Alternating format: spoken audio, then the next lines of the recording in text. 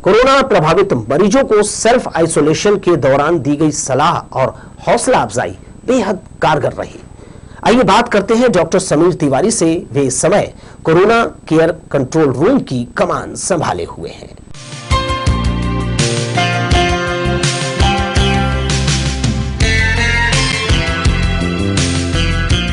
Expert view में मैं दिलीप जगवानी आपका स्वागत करता हूं। दर्शकों, लगातार हम अपने शहर के डॉक्टर्स से आपकी मुलाकात करा रहे हैं और वो अपना एक्सपीरियंस आपके साथ शेयर कर रहे हैं।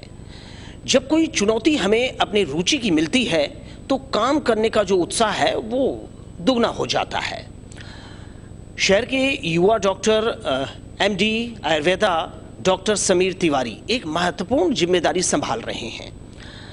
ये जिम्मेदारी है होम आइसोलेशन, जो कोविड केयर सेंटर है जहां से वो फीडबैक लेते हैं, फॉलो अप करते हैं अपने शहर के जो मरीज हैं घर पर जो आराम कर रहे हैं। तो आप अंदाज़ा लगा सकते हैं कि वो ये काम जो है चुनौती के रूप में भी कर रहे हैं और इसमें वो पूरी तरीके से खुश मिजाज तरीके से करते हैं, क्योंकि बात मरीज से करनी है। तो कोई अवसाद की बात नहीं, कोई निराशा की बात नहीं, ये लगातार उत्साह बढ़ाने वाला काम है। बहुत बहुत स्वागत है डॉक्टर समीर तिवारी जी आपका। जी धन्यवाद, नमस्कार। सबसे पहले तो हम ये जानना चाहेंगे कि ये काम आप पूरी तरीके से डिफाइन करें हमारे दर्शकों के लिए कि किस तरह से ये सेंटर काम कर रहा है। जी, ये हमारा जो सेंटर है होम आइसोलेशन कंट्रोल रूम के तहत काम कर रहा है। इसके अंतर्गत हमारे साथ जो है हमारे डॉक्टर्स की टीम है, हमारे टीचर्स की टीम है, बाल विकास परियोजना के सुपरवाइज़र की टीम है।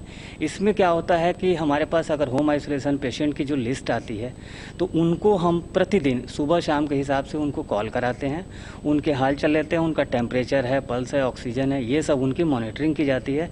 साथ ही साथ चूँकि डॉक्टर उनका पहले कॉल करता है, उनके बारे में जानकारी लेता है, तो इनसे रिलेटेड, कोविड से रिलेटेड भी अगर एक्स्ट्रा कोई बीमारी होती है रोगी को, जो खुद बताता है कि हमको इस तरह की भी प्रॉब्लम हो रही, तो एज ए डॉक्टर वो उनको प्रेस्क्राइब करते हैं कि आप ये दवा लीजिए, आप ऐसे अपना रहन सहन करिए। इस तरह की चीज़ें जो है होम आइसोलेशन के तहत यहाँ पे की जा रही हैं। जैसा कि हम जब पेशेंट से बात करते हैं और पेशेंट अपनी कुछ फिजिकली या कुछ मेंटली दिक्कतें बताता है, तो हमारे पास स्पेशलाइजेशन में क्या क्या है? अगर इस तरह की बात करता है पेशेंट, सबसे पहले तो जो अगर मान लीजिए कि कोविड होते ही आधा मरीज परेशान हो गया, क्योंकि जिस तरह की महामारी है, जिस तरह की जो है आपाधापी सभी जगहों पे फैली हुई है, तो उससे परेशान होता है। तो हमारा पहला उद्देश्य यही होता है कि उसका मनोबल बढ़ाना है, उसको बताना है कि आप होम आइसोलेशन में रह के आप इस कोविड से जंग जीत सकते हैं। और इसके लिए आपको अपना जो है मानसिक स्तर स्टेबल रखना है। मानसिक स्तर को स्टेबल करने के लिए हम उसमें अपनी कुछ आयुर्वेद की विधाओं, चूँकि हम लोग आयुष डॉक्टर हैं, आयुर्वेद से संबंध रखते हैं, तो उसमें उनको जो है प्राणायाम, योग वगैरह के बारे में भी सुझाव दिया जाता है, जिनसे उनका मानसिक स्थिति का स्तर ऊंचा बना रहे और वो कोविड से जीतने में मतलब भूमिका निभाए। तो आपके जो सहयोगी हैं या आप हैं, तो क्या जब हम मरीज से ही बात करना उचित रहता है कि परिजन भी इसमें शामिल होते हैं? नहीं, इसमें परिजन भी, इसमें मरीज़ के जो अटेंडेंट होते हैं वो खुद ज़्यादा चिंता करते हैं, क्योंकि हर मरीज़ के साथ एक केयर गिवर की भूमिका होती है होम आइसोलेशन वाले पेशेंट के। तो वो ज़्यादा चिंता करते हैं मरीज़ की अपेक्षा, वो ज़्यादा मतलब फ़ोन करते हैं, खुद से कॉल बैक करते हैं। जैसे हम लोग क्या करते हैं कि हमको तो जो है 2 टाइम दिन भर में 2 बार कॉल करना है, तो जो अटेंडेंट होता है जो मरीज़ का, वो खास करके चिंतित होता है, तो वो किसी न किसी बहाने जो है डॉक्टर को दिन भर में भी फ़ोन कर लिया करता है कि डॉक्टर साहब अभी इनको ये परेशानी हो रही तो क्या दवा दें, अभी ये परेशानी हो रही क्या दवा दें, तो उनका जो निदान किया जाता है। ऐसे भी ये एक आम तौर पर अभी देखा गया है कि मरीज में कमजोरी ये आती है और उसे थोड़ी सी भूख कम लगने लगती है। इसके लिए कोई सुझाव देंगे आप? जी, इसमें कमजोरी लगने का कारण, जैसे कि कोविड एक प्रकार का वायरस है, वायरल डिजीज़ है, तो इसमें डिहाइड्रेशन के कारण कमजोरी आती है। तो ज़्यादा से ज़्यादा उसको लिक्विड डाइट लेने का सलाह हम लोग देते हैं होम आइसोलेशन के तहत भी, वैसे भी किसी पेशेंट को कि आप ORS का घोल पीजिए, इलेक्ट्रॉल पाउडर पीजिए, नारियल का पानी पीजिए, ज़्यादा से ज़्यादा जूस, सूप वगैरह, जितना लिक्विड मैक्सिमम आप ले सकते हैं उसको लेंगे तो आपकी जो है कमजोरी दूर हो जाएगी। कोई एक्सपीरियंस इस दौरान आपका कि बहुत सारे पेशेंट जैसे ठीक हुए हैं, उसके बाद उनका कोई रिएक्शन आप लोगों को मिलता है जिससे आपका भी टीम का जो है हौसला बढ़ता है? जी बिल्कुल, हौसला बढ़ता है। जब पेशेंट जब ठीक होकर आता है और उसका फीडबैक वो सीधे अपने मैसेज के थ्रू, पत्र के थ्रू वो जो फीडबैक देते हैं ना, उससे हम लोगों का मनोबल बढ़ता है कि हमने कुछ इन 17 दिनों में उस मरीज के लिए कुछ खास काम किया, जिसकी वजह से वो इस तरह का हम लोगों को श्रेय दे रहा है। जी, एक महत्वपूर्ण जानकारी डॉक्टर समीर तिवारी से हम और लेंगे, जैसा कि उनका स्पेशलाइजेशन है एमडी आयुर्वेदा। तो आयुर्वेद, इससे हम कभी नावाकिफ तो नहीं रहे।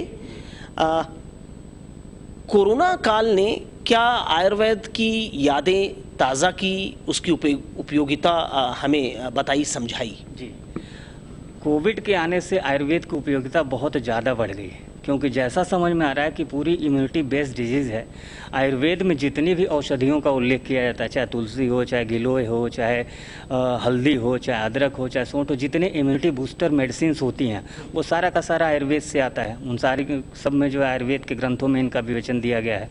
तो वो सब इम्यूनिटी को बढ़ाने के लिए भी जो है काम करते हैं, वो हम सलाह देते हैं, और ये हमारी आयुर्वेद की भूमिका है इस कोविड के महामारी के दौरान। जैसे कि लोग भाप लेना, काढ़ा पीना, इसकी भी कोई मात्रा है? दिन में कितने बार और किस तरह से लें? इसको लेकर के भी बहुत सारे लोगों को जानकारी थोड़ी कम है, तो या तो वो ज़्यादा भाप ले लेते हैं, ज़्यादा काढ़ा पीते हैं, तो इससे उनका जी भाप लेने का जो है कि वो दिन भर में 3 से 4 बार मैक्सिमम भाप लेना चाहिए। और काढ़ा पीने के लिए हम ज़रूर जानकारी देना चाहेंगे एज ए मतलब आयुर्वेद विशेषज्ञ होने के नाते, क्योंकि काढ़ा का आयुर्वेद में बहुत बड़ा चिकित्सा के दृष्टिकोण से एक बहुत बड़ा एक पहलू, एक रोल है।